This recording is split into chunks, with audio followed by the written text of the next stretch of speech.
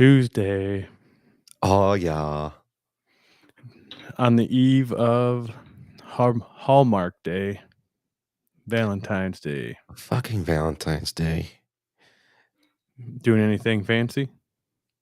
I don't like the holiday. I think it's just a Hallmark fucking holiday.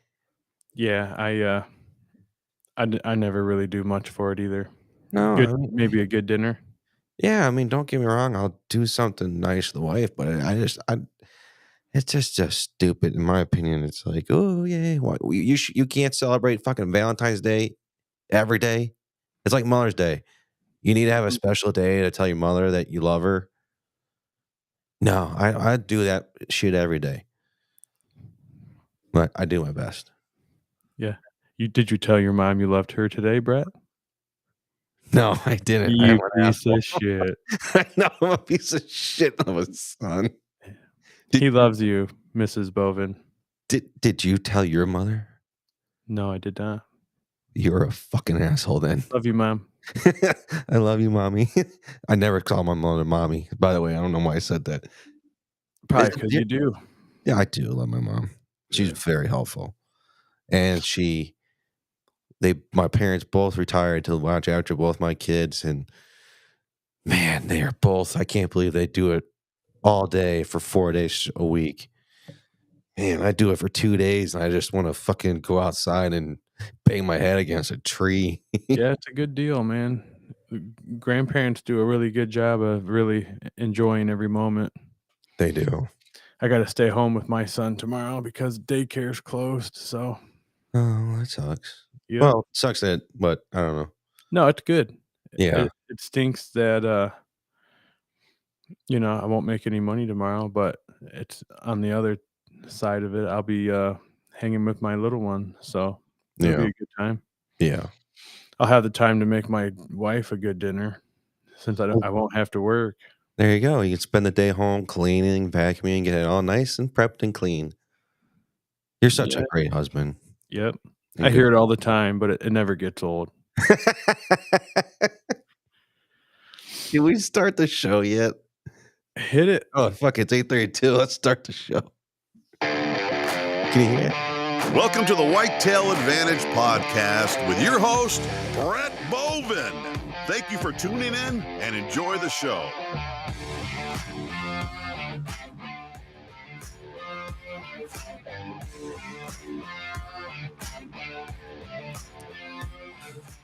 Well, you know what? I actually listened back to the audio.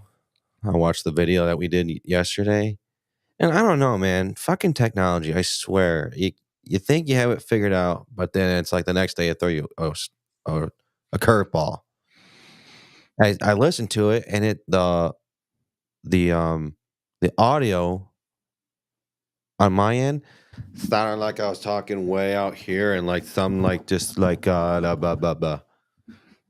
Like if I sound like that right now, please tell me and I'll try my best to try and fix it. No, man, you're crystal. Yeah, I am. Oh yeah. Okay, good. Because I tried fixing one thing, so I'm hoping maybe that it fixed that part. And then apparently, all you saw was me dancing. Yep. When I clicked the intro song. It was good, man. I enjoyed it. Thank you. I had a fucking blast dancing to myself. Well, yeah, man. Looks like we got ghosted tonight. No, he's I had a feeling he might run a little bit late. So he said, I did text him about 5 minutes before the show started that he was just getting home to get ready to log on. So okay, cool. He'll be popping in here. We get our first guest for the night. His name's going to be Ryan. We'll have him introduce himself tonight. And my glasses, something new, okay? These are not your normal, like, reading glasses. These are my blue light blocking glasses. And, dude, I freaking love these glasses, man. Yeah, they look good on you, man. Dude, they make me feel so good looking. But no, they actually like they popped in the waiting room. Hell Hey yeah. Ryan, we'll get to you in a second. But no, it's like I stare at a screen all day and it's kind of nice because it gives me a headache and it's a less strain on my eyes because I never read the full science of it. But I tried one day of just nonstop staring at a screen and then trying these blue light blocking glasses, and man, I freaking loved them, man. Less headache, less eye problem, less eye strain. I want to get some new fancy ones because I bought these for like $15 off of Amazon. So it's like, I'm going to invest in some really decent ones. Oh yeah, any investment with your vision is always worth it. Oh heck yeah! Especially if it's causing migraines and stuff. Yeah, for me, if I don't have my glasses on or contacts, I can't really focus on anything. Yeah, puts way too much strain on my eye. Like I got such bad like headaches only right here in the temple, and then it kind of just started leaking in the back. That's how bad it got.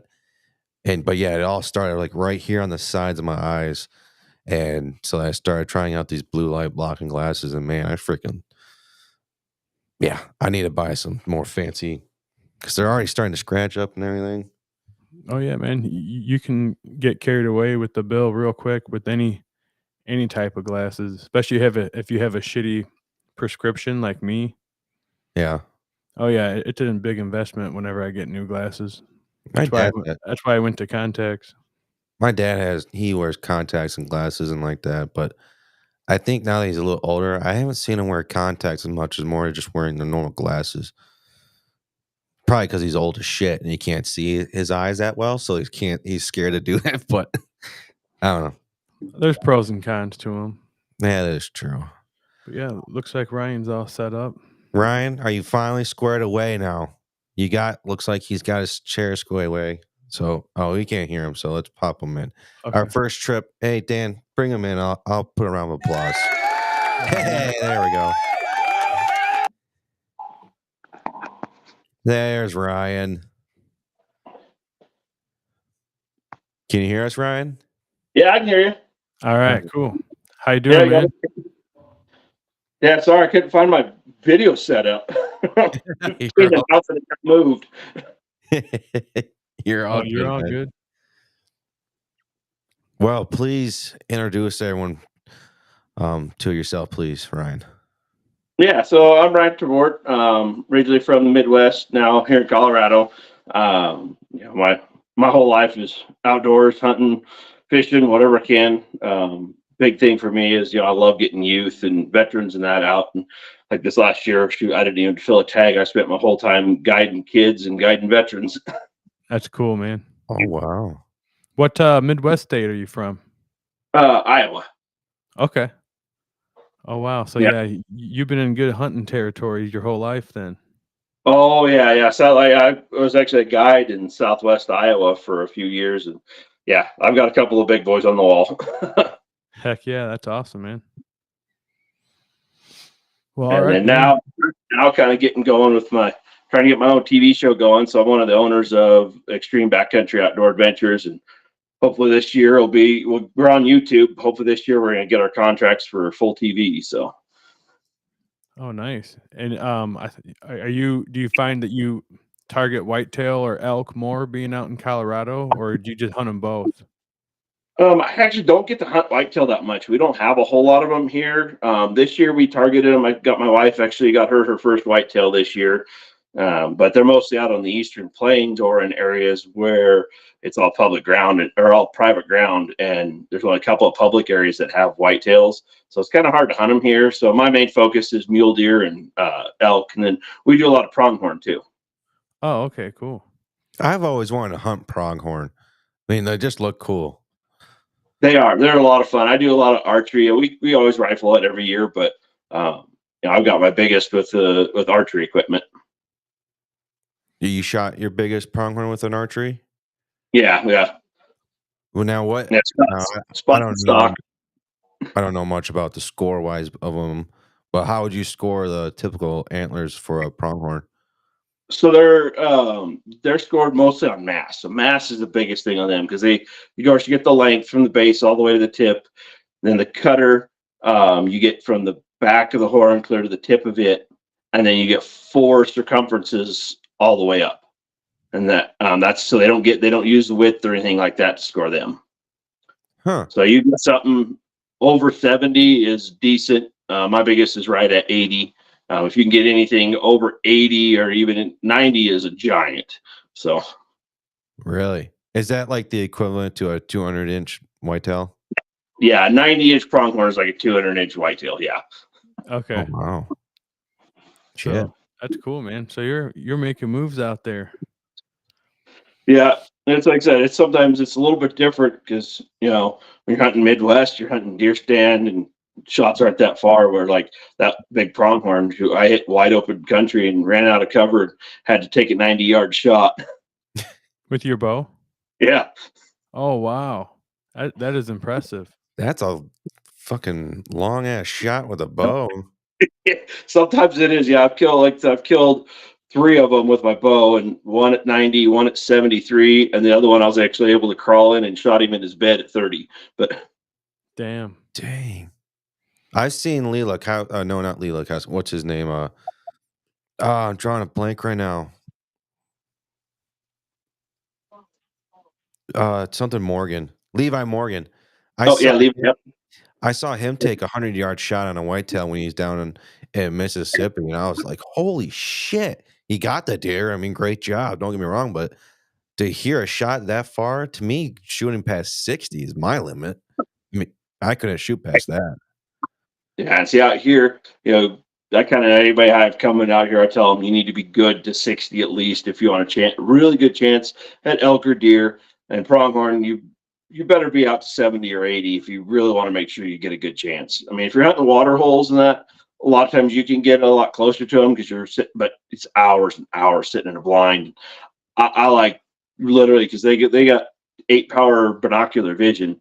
So my favorite is being able to beat those eyes and get in on them. Yeah, I'd find that rewarding too. Yeah. Are mule deer and whitetail comparable? Like the strategy, like how you hunt them? I don't know much about mule deer. Mule deer is a lot more spot and stock. We find them, if they're in the lowlands, or the river bottoms, then you're going to hunt them kind of the same way. But they're not as predictable as whitetail. They don't take the same trails to areas all the time like whitetail will. Like they may end up that's why rifle hunting, you can set up on a field and you'll get one, no problem. But trying to set up on the bow, they may go to the same field every day, but they may take a different route in and out every time they go. Okay. So it's really kind of a timing game of trying to get on them for archery. That's why we do a lot of spot and stock. And we're just slip it through meadows and stuff, high country, glass and spot them, wait for them to bed and move in on them. That's cool. Is spot and stalking a whitetail, is it like almost an impossible move on that type of creature out there? Because in my opinion, I feel like there's no freaking way you can spot and stalk a whitetail deer. Oh yeah, no, they do do it all the it's time. easier with a rifle than it is with a bow. But no, it's the same thing. It's kind of the same as a mule deer. When they're in the open country, you spot them, like wait for them to bed and move in them while they're bedded. That's the big thing, is just let them bed, let them get comfortable, and then slowly make your way in on them. And have you ever been able to take a shot like when one is still bedded, or did they always pop up at the last minute? Mostly the only thing I've shot in the bed was that pronghorn. I snuck up on him and shot him in his bed. Cool. But everything else, no, it's usually they kind of spot your movement right at the last second and they'll stand up and then take the shot. I've seen a lot of people on YouTube videos that have killed whitetails, like walking and stalking them, like in cornfields and shit. Yep. So that's impressive, man. That's a whole other ball game that I've never done anything like that before. Yeah, I did that once in Iowa. I was getting ready to go to my stand, and there was a buck out in the field, so I went ahead and crawled in. I got within 20 yards of him, but then I was hunched over and drew while I was hunched over, but then I couldn't sit up at full draw. And when I let down and tried to draw again, he took off. That's still pretty damn impressive, though, that you were, within 20 yards.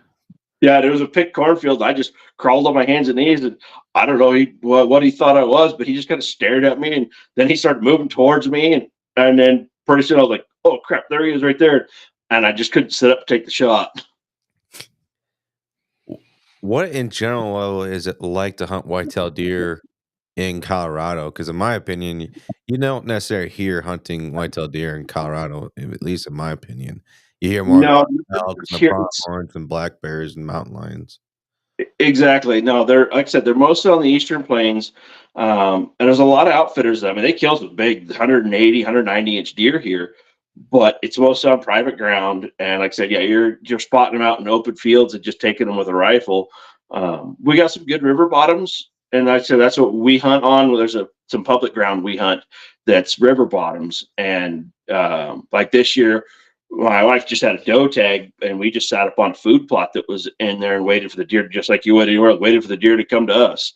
And so that's probably, if you can find areas like that, that's really the easiest, is sit on their food source, because some of these areas, they're, you go back across there and it doesn't look like there's hardly any place for them to be, and they'll just pop up out of the middle of a big pile of brush. Like just the grass and stuff, like especially on the year we thought this last year, we had so much rain and everything that the grass and weeds was 3 foot tall. So they were just bedding out in wide open fields, and you just had to set up on them, set up on an area where they were going to, and wait for them. And that's, like I said, that's what we did. It took us 2 trips. The first day, didn't get a shot. Second time went out, sat till just before dark, and she got her deer. Wow, congratulations. And then, sorry, go ahead, Brett. Go ahead. No, you go, Dan. You go ahead. I was just earlier you mentioned that you take a lot of people out and put them on deer or animals in general. Tell me more about that, like how you help youth and veterans and stuff like that. Yeah, so I don't, like I said, I'm not a licensed guide here, so I don't charge anything. I literally use my contacts for like where I hunt pronghorn, it's all private, and I have exclusive access to it. And so the one year I had a guy, his son drew a tag, and there where they had fell through, and it was his first time ever hunting them. And he reached out to me actually on Facebook, and so I said, well, yeah, come on out, we can talk.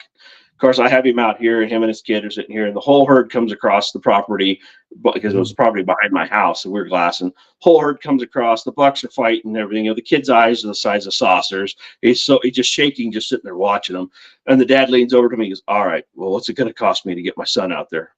I'm like, "Nothing." I was like, "Be here opening morning, sign the waiver for the filming, and we'll get him his." Then he got a really nice one. It's actually on our YouTube channel. It's actually the first episode on there. So okay, I'll have to check that out. Yeah. So and then the veterans, like last year I did, I took Otto, who is the coordinator for the Wounded Warriors of Wisconsin. He coordinates all that with them. I had him and one of his veterans, who's actually now on staff with me. I had them out for their first. Otto had elk hunted before, but Rob had never. So I had them out in September. I'm like, "Yeah, come out. I'll take you out." And we got them on elk. Unfortunately, we had other hunters, hunting public ground. We had other hunters come in. I think it was the second day. They weren't bugling great, but I got a bull bugling. Had him coming in for him, and I was trying not to laugh because he was in front of me and I was filming. And of course, he's trying to get an arrow out of the quiver and get it knocked, and shaking so much, about dropped the arrow because the bull, you hear him just bugling and breaking branches coming in. And then all of a sudden, he kind of started going up around us, and then we heard him just bolt and take off. Well, we thought at first, like, we had the wind right. There's no way he smelled us. Like maybe he saw something he didn't like. Well, then we ran into these guys from Missouri that had been shadowing us the whole time. He loved the sound of the way I was calling, and they kept trying to sneak in on us, and that's what it was. They tried to sneak in on that bull and bumped him just before he came in to where we could have a shot. Damn, that's frustrating. Yeah, but it's still exciting because, like I said, Rob had never experienced that, and so he loved just being able to hear the elk and know they were coming like that. So, oh yeah, if it's got you shaking like that, it's still an experience that you're never gonna forget. Yeah, I mean, I felt bad because the year before, the same area we were hunting, I called in 9 bulls in 3 days, and we only saw a couple. And it was like, "Oh, well, we're still having fun. We're seeing elk." I'm like, "Yeah," but I was like hoping it was going to be like the year before, which like I said, it's never the same. Like, you can hunt the same area year after year, and each year could be completely different. The way the elk respond, where they are in their rut cycle, temperatures change how active they are, whether they're active at night or going to be more during the day. So, and what is the process in Colorado for out-of-state hunters, like for tags, and how much do they cost? Yeah, so it depends on what you want to hunt. Like our right now, we still have our OTC. They are looking to do away with that. I'm not sure what that's going to look like here in the next couple of years. Probably going to be rifle going away more than archery. But like those tags they came out on, that was OTC archery, which is a general tag. There's some units that are draw only, and you can't hunt those, but the rest of the state you can. And I think it's like $700 right around there, but that gets you your habitat, your tag, and a fishing license. Okay. And it's automatic. You don't get a choice on that when you do the OTC. It automatically comes with that fishing license. So that's kind of nice. We were able to go over to the one high mountain lake and do some fishing too. But I think it's like a little over 700 for that. Now the draw, that's a little bit different. Depending on the unit, it could take a few years to draw. And those are for non-resident. It's about $150, I think, to put in now, because you have to buy a qualifying license, which is either a turkey tag or a small game license to even put in the draw.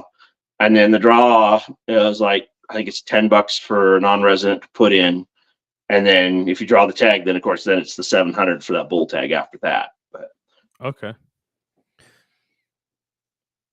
So yeah, that's not cheap, but I mean, no, it's not. And I say, yeah, but getting out here and everything, and then like the deer tags are a little cheaper. We do a rifle hunting mainly for those. We hunt in November for that. And I've had a buddy come. He's actually on staff too. Come out from New York, and last year he came out and we just didn't see a buck we wanted to take. The kids all filled their tags that we had with us.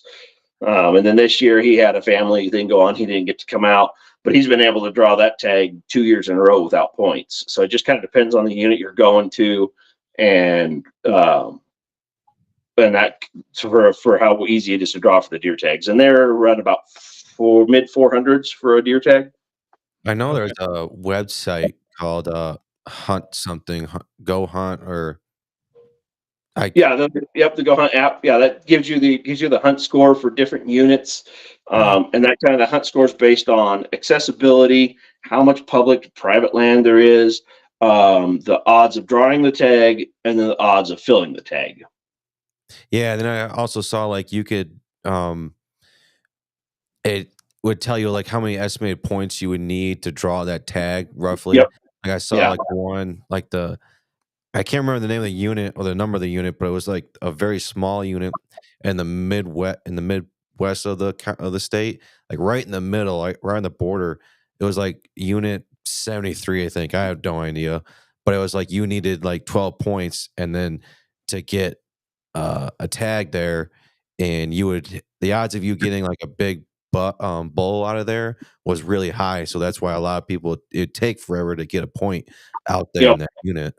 Yeah, some of the really good units, especially deer, are more like, your trophy, like 62, I think it's 41, and then 201, that are your big bull elk for your draw for elk. And it could take 20, 25 points to draw those tags.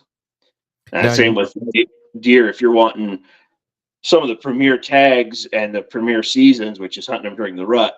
That same season for a different season might only take 10 points, but those premier tags, they'll take 20 to 30 points to draw. Now, if I was reading correctly, you would need it. Basically, you get a point a year. So in order to get like up to that high of a point, I basically need to start my kid off now. So once he hits 23 years of age, he can draw a good fucking tag. So it's like Green Bay Packer season tickets. So that's that's kind of the problem. The point creep has really gotten people. They changed the way it works for the big three. So the moose, sheep, and goat, they actually changed a few years ago, which it's good for everybody except for those guys that have been putting in for 20 years. They got screwed because basically what they did is they started everybody over. So your 20 points don't mean really much of anything anymore. And it's every 3 years you get a weighted point now. And once you have 3 weighted points, you're pretty much guaranteed the tag.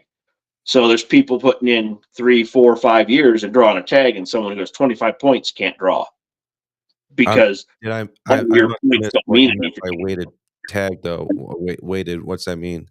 Did I miss that? Points basically is what they do. So there's a regular point you get each year, and on those tags you have to buy those as an adult. Kids get them for free, but as an adult, they cost you $50 to buy that point each year. And then once you have 3, they go to a weighted, which a weighted point is, so it's weighted against the draw, meaning that you go in a different, so it's kind of like if you were at a raffle and they got the general bucket that has everybody's name in it, and those that paid a little extra, they get theirs put into a smaller bucket that gets drawn first. That's kind of how my points work. Okay.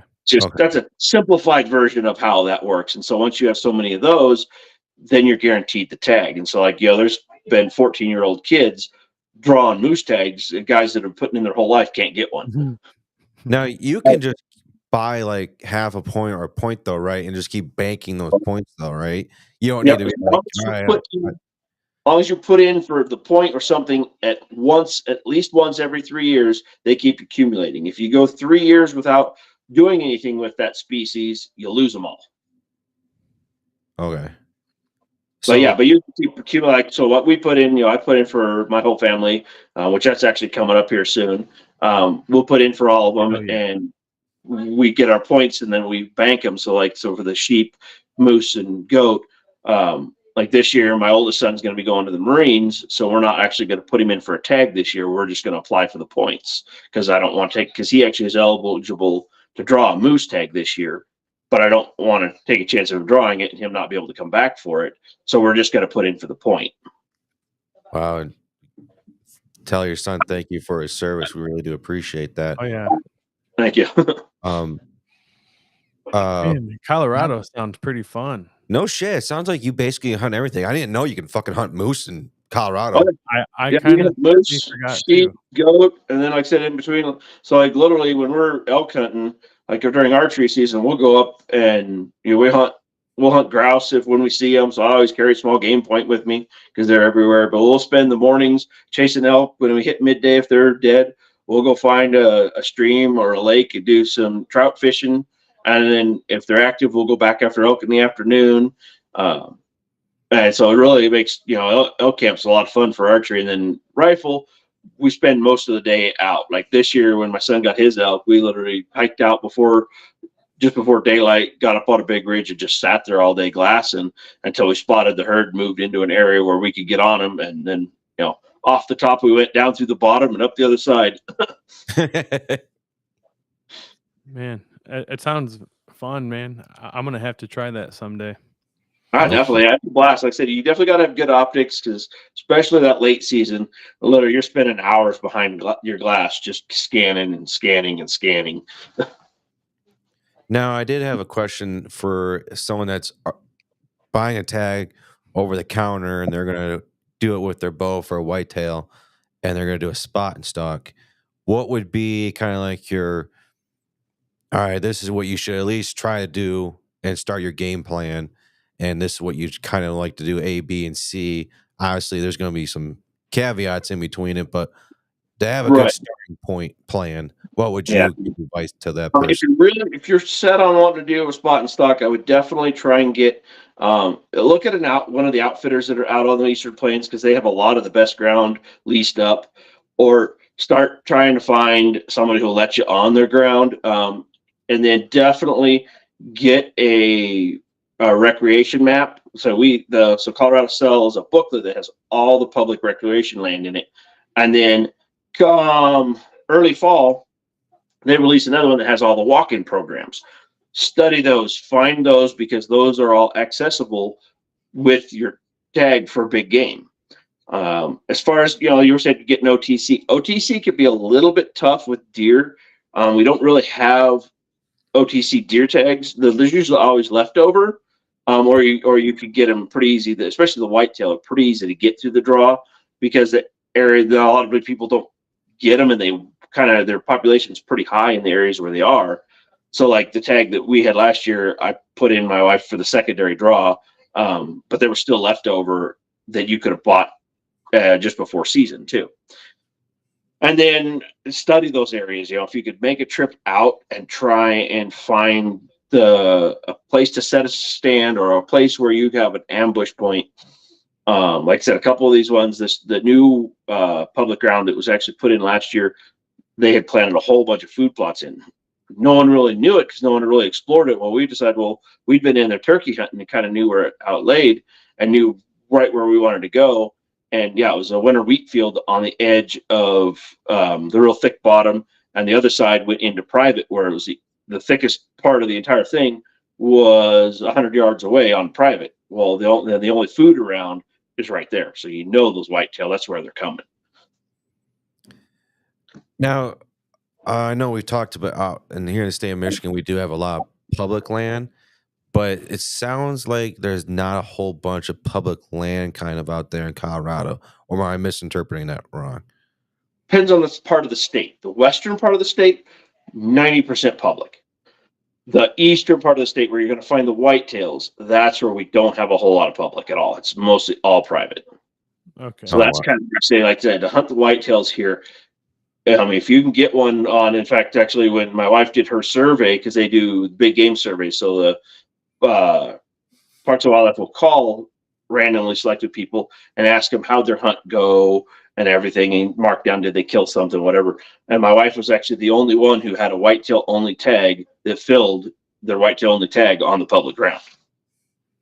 Okay. And so it's just, you really got to know whitetail habits. If you're going to come to Colorado and try and hunt them on public, you better know your whitetail habits and know it inside and out, to where when you see those pockets, like I said, I used to be a whitetail guide, so I'll walk into a river bottom and see there is thick bedding over on private, and then the only food in the area is a planted food plot there. Well, I know that's where, and then of course deer tracks in and out of that food plot. Know that that's where those deer are coming to. And it might take you sitting there all day, but you've got to have the discipline to sit on that area and not move, not mess anything up, and wait for the deer to come to you. Because everybody else that weekend, it was, like I said, it was opening weekend for rifle season, and there was trucks driving everywhere. There was 3 other vehicles and 4 of the guys hunting the same property. None of them saw a deer. But me knowing, even my wife was like, "Are you sure this is going to work? We've been sitting here forever." I'm like, "Trust me. This is the only food in the area. We had a snowstorm just hit. It's cold. These deer are coming to this food." And sure enough, half hour before dark, here they all came. What's it like hunting whitetails though with that type of predators around though, like big cats and all that? Out there we don't. It's just like what you guys got out there. We got I filmed the bobcat while we were sitting there. That night, came through the same field, so we got bobcat and coyote out there. That's really it for that area where the whitetails are. Now, when you're talking about the mountains, is it the west where all the predators are? Yeah, when you get in the mountains, like I always carry a pistol on me. I've never had to use it for anything, but I always have it because we got mountain lions, we got bears. They're most of the time going to leave you alone, unless mountain lions are a little more aggressive, and you got to watch them. If you get one that starts stalking you, then you got a problem. We've had a few this year. There was 2 that had to be killed by hunters because they attacked them. But as long as you kind of stay vigilant and watch, it's not too big a deal for them. It isn't like hunting in grizzly country where you got to worry about them coming and take your kill from you. They kind of keep to their own as long as you watch, and if you see the sign of them, like one year I was hunting in a drainage and found fresh cat tracks, and so instantly then it was okay watching every tree, every little cliff, just to make sure I didn't get underneath them without knowing they were there. Have you had many grizzly encounters out there?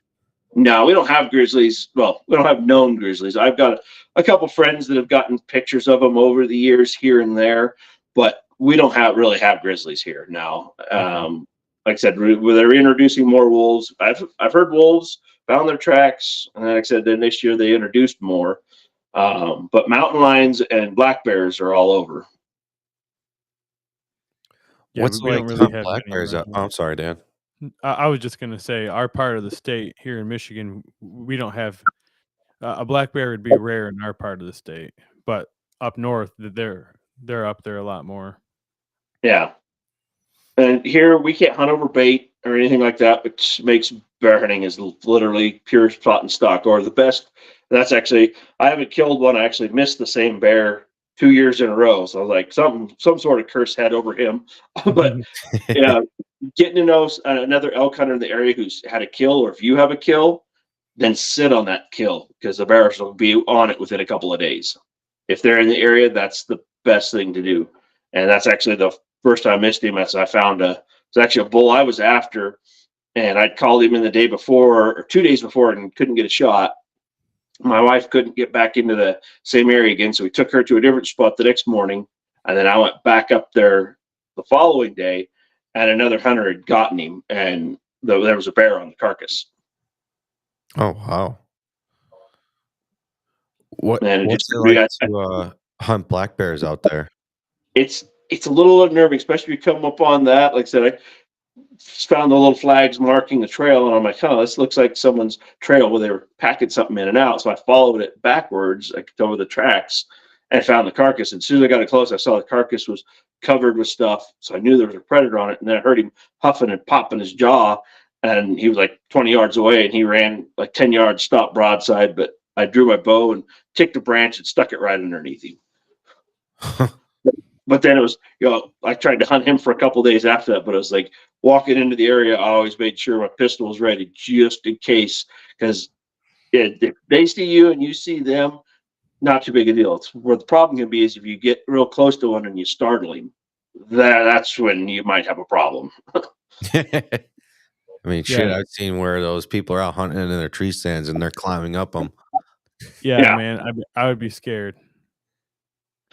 I'd be yelling like a little girl, probably.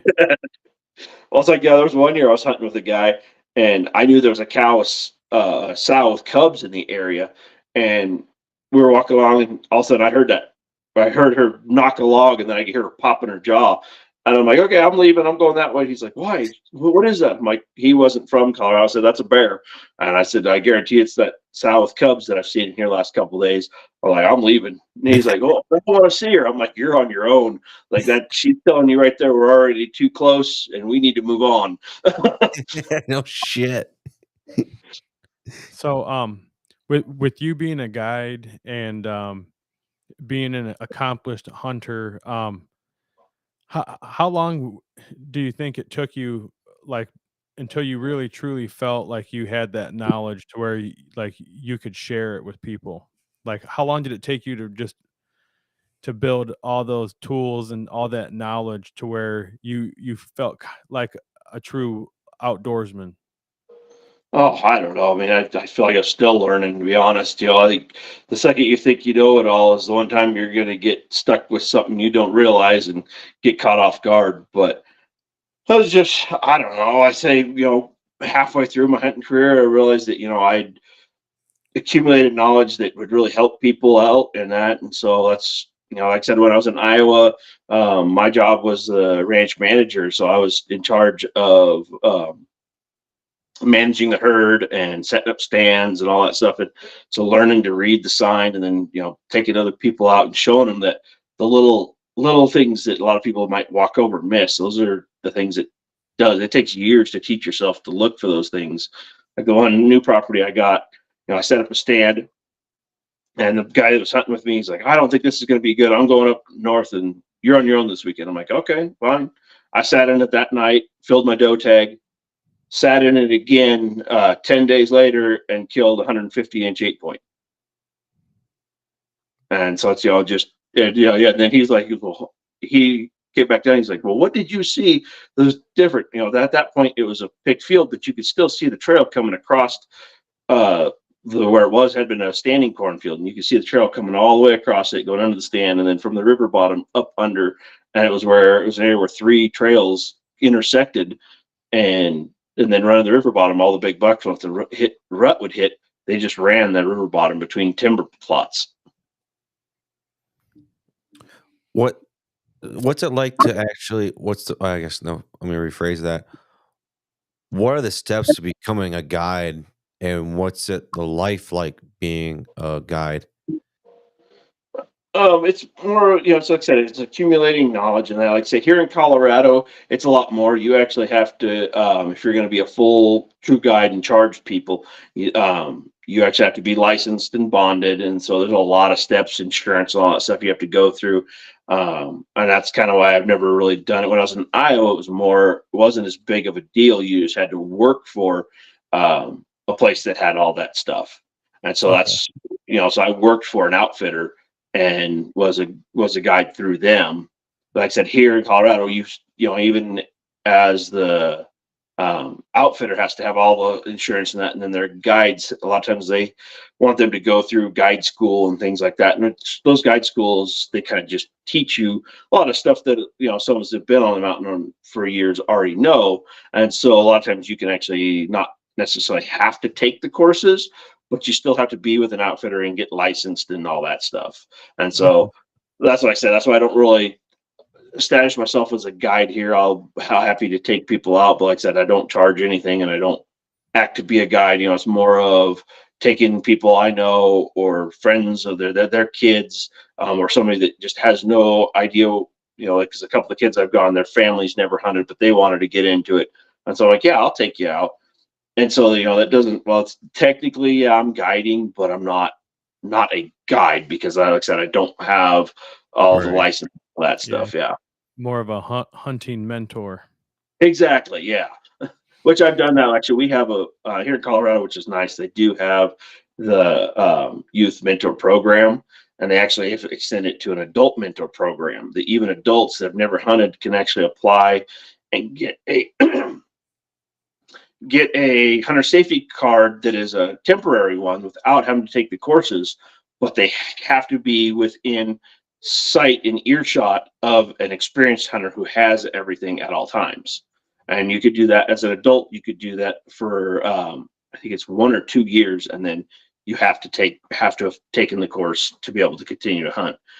These mentor programs, they set them up. I did a lot with private ranches out where I live here, where we actually work with the Department of Wildlife and have the officers come out, talk with the kids, and go through all the safety stuff. They go through the hunter safety course, and then we actually take them out and guide them on their deer hunts.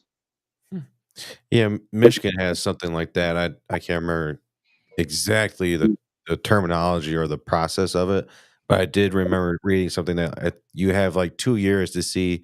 It's kind of like testing the water to see if you really like hunting and stuff like that. But you had to be around someone that you had to be with the person that had a full license to be able to be hunting with them. Yeah, and like you can't take, like if you're hunting from a stand, you can't put them in a stand and go to a different part of the property and get up at a stand. You have to be right there with them. Yeah. Is there any like laws there that people need to know before they start hunting out there in Colorado?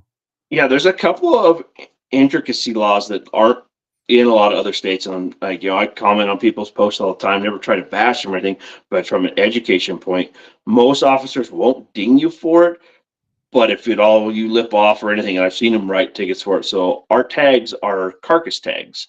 So if you shoot an elk way back in and you pack it out in pieces and you have that tag on the rack that's separate from the meat, that's actually a big fine.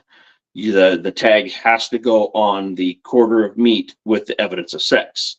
So we are required, even if it's an either sex tag, so it doesn't matter what you shoot, you're required to leave evidence of sex on one of the quarters, and then the tag has to go in the quarter bag with that meat. It has to stay with it at all times. So like you drop your rack off at the taxidermist, most places you leave your tag with it. You do that here and you get pulled over going home, you're in trouble.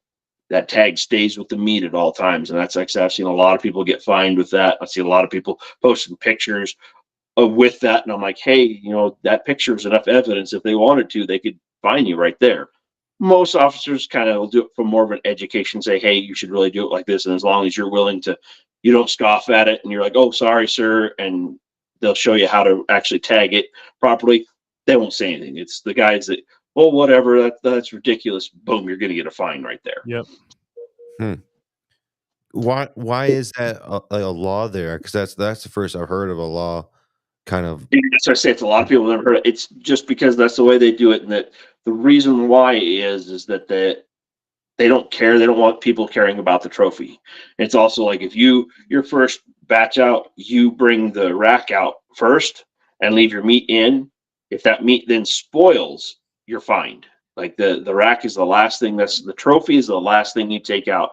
And so that they want people focused on the utilization of the meat and making sure that's taken care of properly. That the trophy is the secondary, which I kind of like that idea of it, because Yeah, me too. I'm like, yeah, sure, I love to kill a great big bull or buck, but at the end of the day, I'm doing it because I want that meat in the freezer, and that's what they want people to be focused on, is Right. the taking of the meat and making sure it's properly taken care of.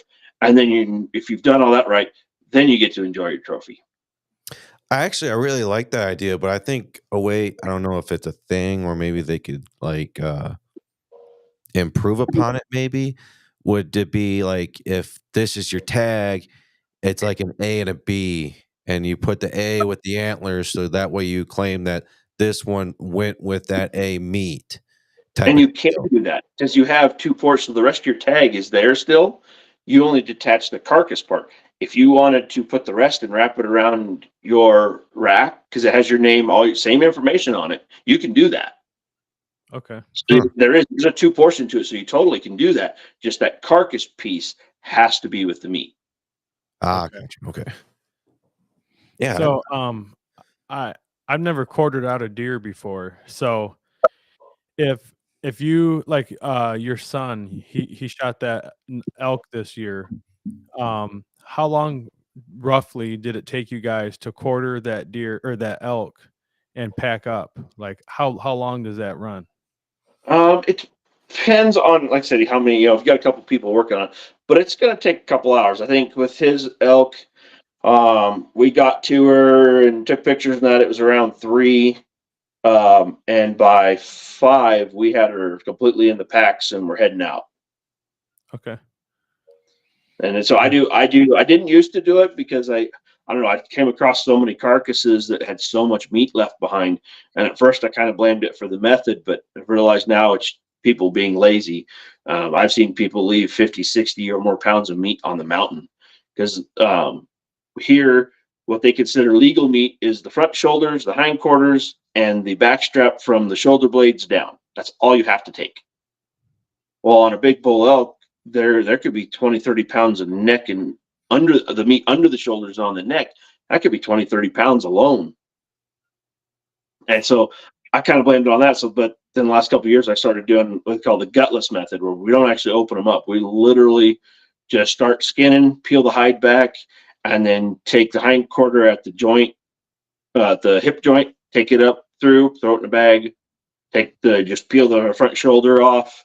And then what I do is I start at the hind quarter and strip the back strap, the rib meat, everything all the way up through the neck. And then that goes in the bag. You can reach in, grab the inner loins real quick, roll it over, do the same thing on the other side.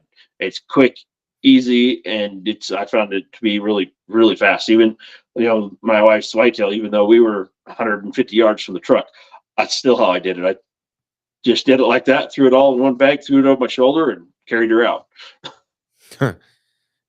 Yeah, I need to learn. I need to learn a little bit more because I was a little uncomfortable just gutting my deer, and seeing people quarter them out. Where I hunt here in Michigan, I don't think I'll ever be in a situation where I would need to do it. But like I want to learn how to do it so that way I can go out to Colorado and the places where you have to do it. Yeah, you have to, because like that elk, we were 4.5 miles in. That you ain't packing that out unless it's in peace. There was 3 of us, me, my son, and a friend of his, and we took our all in one shot. Those some heavy packs. That's cool. Yeah, that's something that down the road I want to learn. I think I need to learn a little bit more about the anatomy of the deer. And I think the rest will come with time. But I've done custom butchering. Yeah, I've done Yeah. custom butchering for 30 years, and so that's what makes it pretty easy for me to be able to break down an animal. Like, it doesn't take me very long at all. I know where those seams are to be able to pop right through the joints, and even up there on the mountain, I could do it real quick, and it definitely makes it go a lot faster. Yeah, I'm green. I've only been hunting for two seasons, so I'm new to it.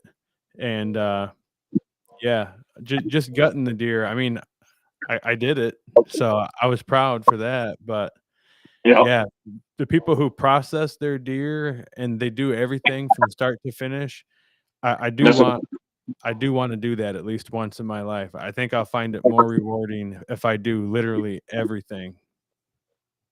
yeah, no, that's what I do. And like I said, I found that, doing the gutless method, even on those ones where I didn't necessarily have to, makes the breakdown and cut up a lot faster because just grab it. I don't have to worry about pulling it apart, do anything. I just grab a piece, throw it on my cutting boards, pull the muscle groups apart on the seams and slice it into steaks, or put it in the pile to grind, and away we go. I did have a quick question. It kind of reminded me of it. Is there anything of with the tags having to be with the carcass? What about the people that are coming from out of state and then leaving the state? How would they have to make sure that they don't break any laws or any fines like that? You just keep, like I said, that so you put it in your cooler, and just make sure that tag stays with that same quarter that has the evidence of sex on it. That's just so when you're loading up and going, you just throw that tag in the bag with that quarter and leave it there till you get home, and you don't have any worries. But is there like any like wait like I say way station, but like check-in stations before you No, leave Colorado, or is it you make sure that shit stays with it till you get back home till you turn it no, in? because at any point they could. They've caught a few people doing it that they were already out of the state and they called the department in that state and had them pull them over. And so you got to make sure it's there the whole time. There's no real check stations here. There are some areas. There are some tags you have to do check stations on, like the bear, mountain lion, sheep. I think both moose and goat are as well. You have to check those animals, and then they do random stuff like we had it not this year but last year in our deer unit. All bucks had to be checked into a station, and that was more for testing for chronic wasting. But if you didn't go to that check station and you killed one, you're in trouble. But beyond that, in general, we don't have check stations or anything like that. It's just a matter of make sure when you leave camp, you've got everything squared away and how it needs to be, and leave it that way till you get home, and you don't have to worry about nothing then. Is there any laws there that you would see that you'd like to see changed or like gotten rid of or anything like that? The one, honestly, I would like to see us go away from OTC for elk, for at least for rifle, because it's just gotten ridiculous. The amount of people, I mean, we call it the Orange Army, and literally, we'll sit on those ridges in glass, in all directions, you'll count from one spot, sometimes 10, 15 guys, and most of them don't know what they're doing. Like last year or this year when we were on those elk, we were coming up underneath each spot. We were coming up underneath them, and we were about to get in position. We saw two hunters that had went literally hillsided across, which that time of year and that type of stuff and how steep it was, being in the middle of the hillside, you can't see anything. Literally, if you don't run into it, you're never going to know it was there. They went within 300 yards of those elk, never knew they were there, went just about past us. And when they got on the other ridge, it kind of almost messed up our hunt because we were just getting in position to shoot, and they came in view of the elk. Never knew we were there, never knew the elk were there, but the elk saw them, started getting all nervous and started standing up out of their beds and milling around. And it made it to where we were trying to get a double because the other kid that was with us had a bull tag, and we almost got it. We had a real nice 6x6, almost got a shot, but the cows were too nervous and moving and just couldn't get him to get clear to get an ethical, clean shot. So we had to leave his gun on safety. And my son, I said, all right, well, we're not going to get it. They're about to take off. Go ahead and shoot your cow.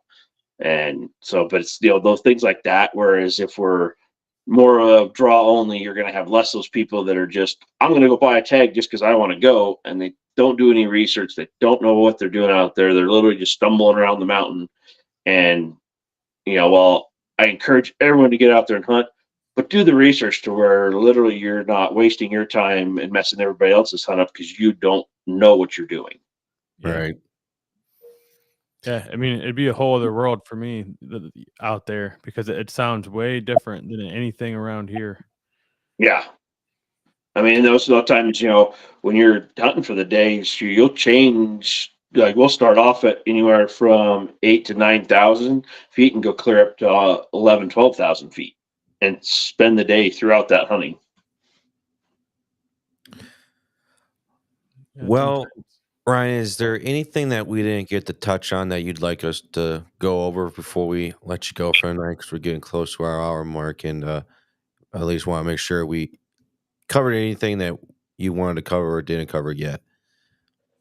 No, I think I kind of covered everything. Like I said, encourage everybody. Like I said, is definitely, get those youth out there, get them involved, get them hunting, having like you, man, just getting into hunting a couple of years ago. It's great to see you do that, but you find yourself, you're behind the 8 ball and Yep. trying to learn when you're also trying to, figure out, you're having to live life and bills and everything else and trying to learn that, whereas we can get those kids out and get them into it. And then they have a lifelong passion that they can then continue to pass on. And that's kind of like I said with our show. That's one of our big things that we are all about. That we want to really reach out. We never turn away any kid that wants to reach out to us if we have the ability to get them out there. We definitely do all we can to try to do it.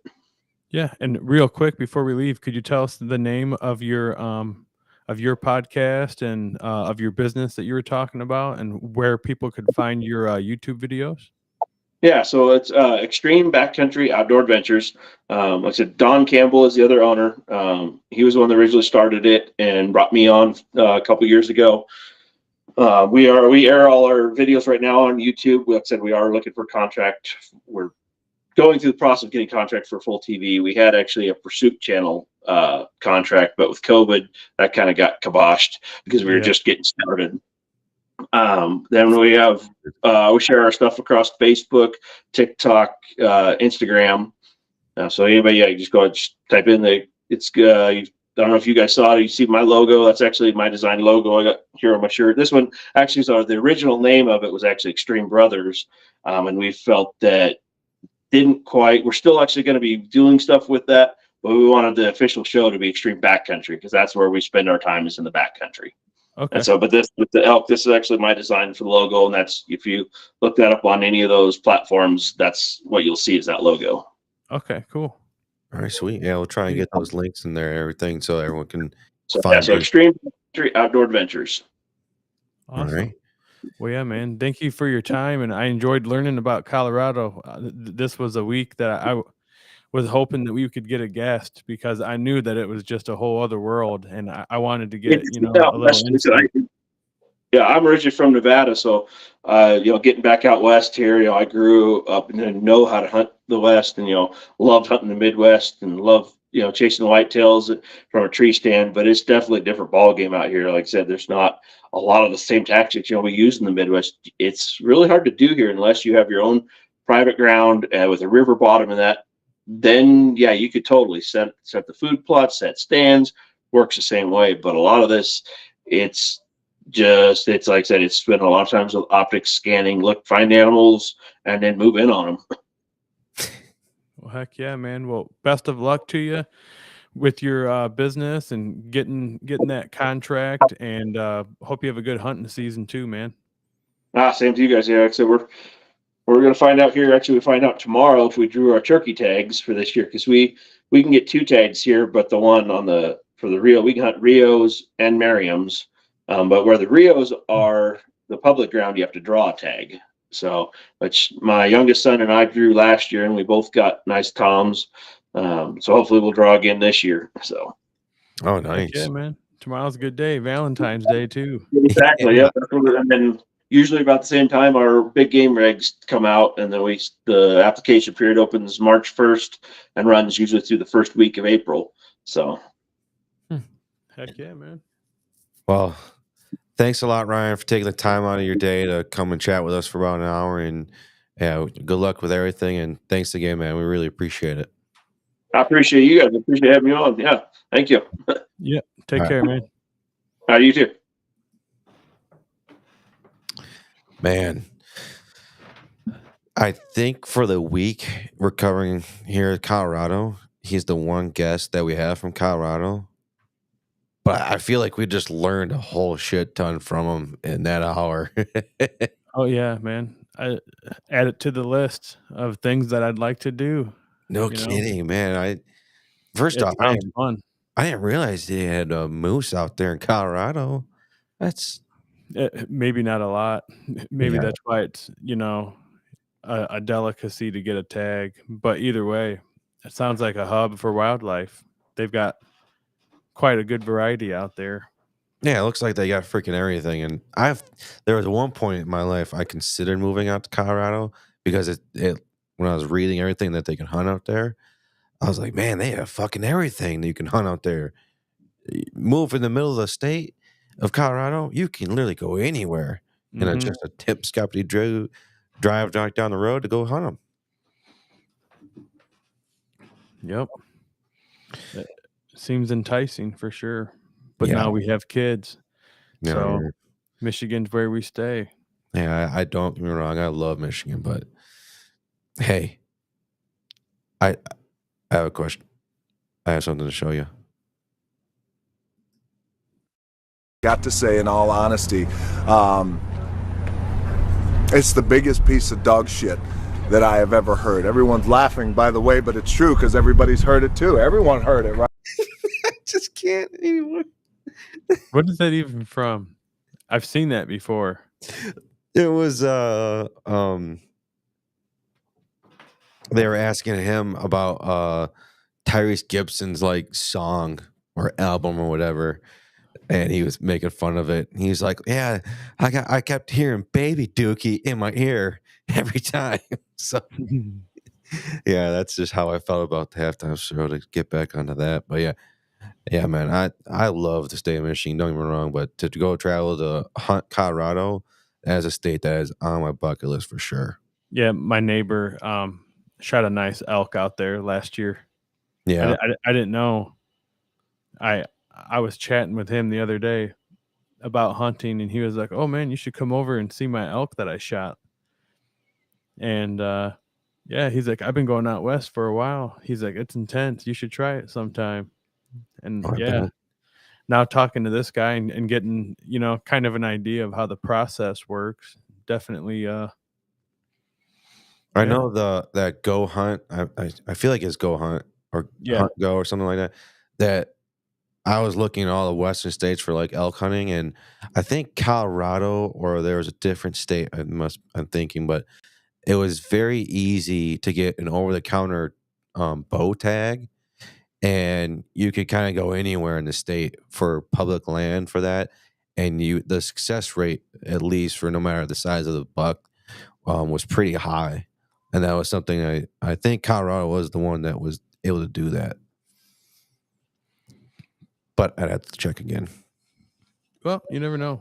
We might get another Colorado guest this week. And yeah, this week, next week, man, you never know. We have 2 more guests from Arkansas. Yeah, or we can have Ryan on again. Oh, heck yeah. Well, did you have a good show? Did you learn a lot today? Heck yeah, man. Heck yeah. Yeah. Do you think we're good to roll it out for the night? Hit the button, bro. Let's hit the button. And we hit the button. Thank you for tuning in to another episode of the Whitetail Advantage Podcast. We hope you enjoyed the show, and we will see you next time.